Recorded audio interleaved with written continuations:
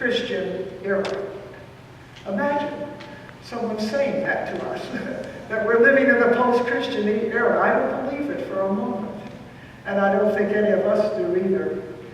But that was in an advertisement, but so powerful was the statement that I don't even know what the ad was. So it didn't do the people any good with me to have that in there, because I promptly forgot the ad itself. But is it true? Are we living in a post-Christian era? I don't believe it. And I don't think you believe it, or you wouldn't be here today. But still, is there some element of truth in that? And there is an element of truth, but it's true of all organizations practically. We do not have people today who want to commit to a membership in anything. Have you had not that feeling with other clubs in the community? There were once many book clubs. I used to give book reviews. I could sign up for 12 a year, one a month to add different groups. None of those groups exist anymore. They may meet, but they don't have a membership. They don't have a regular membership. I think this is some leftover piece from the 60s, where people withdrew from committing themselves to a group or to an action. And so it's difficult to get members to come and commit themselves and to an activity such as the church. I think that may be where the truth lies in this statement, and that is we have fewer people who actually want to commit themselves, and yet if you ask them if they are a Christian, many of them will say that they are. So we still have the commitment, we just don't have the membership rules the same.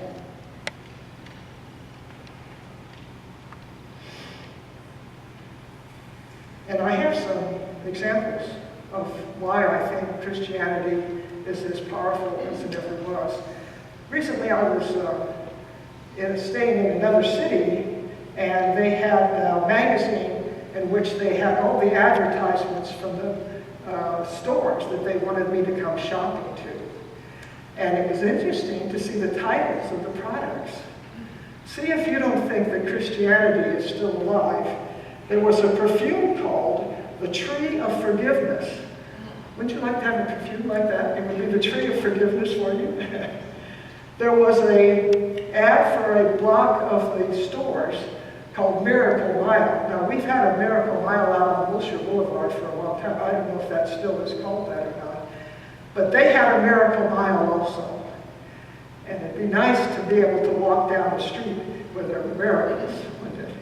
They had a Miracle Mile. There was a line of clothing being advertised called Another World. I don't know what clothes would be like in another world, but they thought this would draw my attention, and it did. And then the books were called The Gift of the Sense of Wonder. That's an appropriate name for books. The Gift of the Sense of Wonder. So you see that there is still Christianity. It may be disguised a bit. And let me show you a pamphlet. This is a pamphlet from the Ritz-Carlton Hotel. There's nothing more secular than a Ritz-Carlton Hotel. But this little pamphlet was found on the bedside table of some of the most exclusive rooms at the Huntington Hotel in Pasadena. Don and I were there because we were writing the history of that hotel, and they wanted us to write it the way they wanted, so they put us up for a night. But this was in our bedside table, and it just says a few thoughts. It's 5 pages, it's 16 questions, and every one of them is answered by something from the Old Testament and the New Testament. Every answer comes straight from the Bible. Here are some of the questions that they thought people might be staying at the hotel and having. Read these when you are angry, when you're worried, when you are fearful, when you're anxious, when you need confidence, when you have marital troubles, when you do not understand God's ways, when you have financial troubles. Those are just a few of them. Every answer has both a New Testament and an Old Testament source. Now, if that isn't sacred in a secular world, I don't know what is. And this is sacred Christianity. So Christianity isn't lost, it's just finding other forms for us. It's finding advertisements that suggest secular ideas, and it's providing something like that in a hotel. But I have another illustration for you. This comes from one of our new modern technology companies in Newport Beach having a party. And I would guess that most of the employees who were present were in their 30s, maybe early 40s, but mostly 30s. And they had hired a variety of people, an orchestra, caterers, gaming tables, and so forth. But they'd also hired some fortune tellers. These were not real fortune tellers, they were actors. But nevertheless, the people who were there thought they were real fortune tellers. And the fortune tellers who had the most trouble were the ones who read palms. Because if you were using cards or other material, you could kind of adjust what you were interpreting when what you saw. But if you look at your palm, what do you do with the lifeline? What do you do with the lifeline if it's broken? What do you do? How do you tell people that their lifeline stops right about here? And now, sometimes it goes on, but that may mean some real trouble with an illness or something. At least that's the interpretation that can be given. And so the poor fortune tellers who had the job of being a palm reader had real trouble with these young people in answering their questions about illness and death. Am I going to die? Now that's an interesting question, isn't it? I have not known that any of us have that option. But they were asking for it because they are fearful of it and they have not the solid faith that all of you have.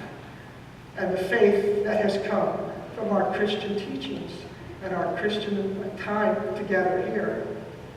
We don't have to look at our hand and be fearful.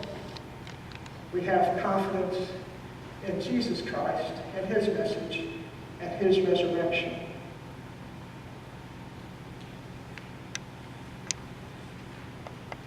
There are other things that have given us the assurance of our Christian faith.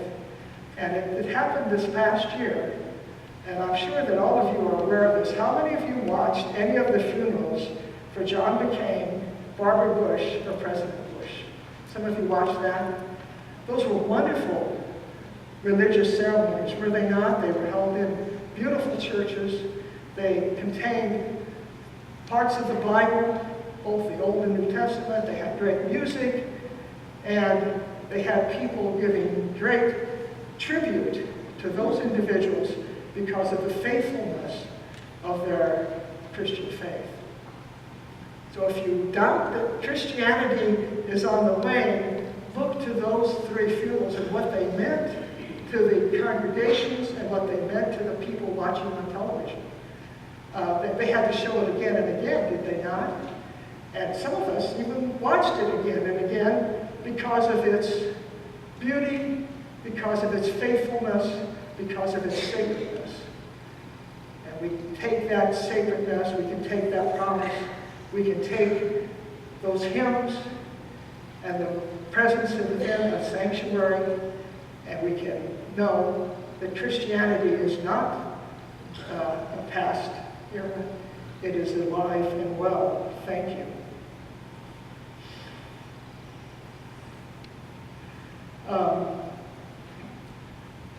When we're thinking about the new year, we do sometimes think about making resolutions, do we not, of what we would like to do, and perhaps of some of the things that we wish we had done. And the good part of doing that is the things that you wish you had done, you can still do, perhaps, hopefully. And you may even think of some more inspired things to do because of going over some of the things that you were mistaken about. But one of the most interesting people who went over what she had done or hadn't done was Irma Bombeck. How many of you read Irma Bombeck's columns in the past? This was her last column. And it was if I had life to live over again. And these are some of the things that she said she would do. You might think of what you would like to do if you could live last year over again. She says, I would have waxed less and listened more. Take listening with you into 2019. I would have cherished the discomforts of pregnancy more as a time to assist God with a miracle than to complain about. Take God's miracles with you. I would have invited friends to dinner even when the carpet was stained. I think I have to look at that one. But she got away with it. I would have taken the time to listen to my grandfather ramble on about his life. That's one that's really important. I think we should listen to each other ramble on about our life and what we have learned and what we have experienced and the times when we were lifted above ourselves and given to the world as a gift from God. Take God with you and listen to each other. I like the next one. I would have eaten less cottage cheese and more ice cream. We all agree with that. Mostly, I would have seized every moment and never given a moment back until there was nothing left of it. Seize every moment in 2019. We can still do all of these things that we look back on this year and say, gee, I wish I had said this, or I wish I hadn't said this, or I wish I'd taken the time to do one more thing. So through it all, in 2018, comes the discovery that we get to live it over again. We have a new year. It's a new year. We can take the sacredness of our faith and all the moments and hours left to us in 2019 and provide the sacredness of our times and ourselves and look to amazing moments in 2019. I have two poems to conclude with that I think speak to us today. One is New Words for Morning Has Broken. Now we sing Morning Has Broken every week, don't we? These are some new words for it that my family and I got at family camp many years ago. In the Northern California Conference, where we were for a long time, we went to family camp. And this is one of the songs that we sang at family camp, the new words to Morning Has Broken. Lord of past ages, Lord of this morning, Lord of the future, help us, we pray. Teach us to trust you, love, and obey you. Crown you each moment, Lord of today. We are your people, now and forever, kept by your hand. Christianity isn't a past thing. Christianity is alive and well in each one of you in this church.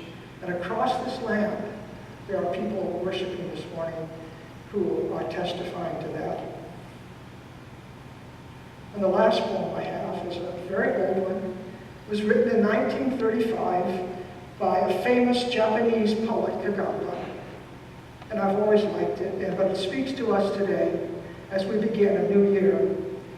So think about this, excuse me. I cannot invent new things, like the airships which sail on silver wings. But today a wonderful thought in the dawn was given, and the stripes on my robe, shining from where, were suddenly fair, bright with a light falling from heaven. Gold and silver and bronze, lights from the windows of heaven. And the thought was this, that a secret plan is hid in my hand, that my hand is big, big because of this plan, that God who dwells in my hand knows the secret plan of the things he will do for the world using my hand. That each one of you take these sacred values and actions and beliefs into the new year. I hope each one of our lives becomes a sermon for 2019, for those who share the coming moments of the year. Bless you, my friends, for all you have given to God's word and all that is ahead of us in the new year.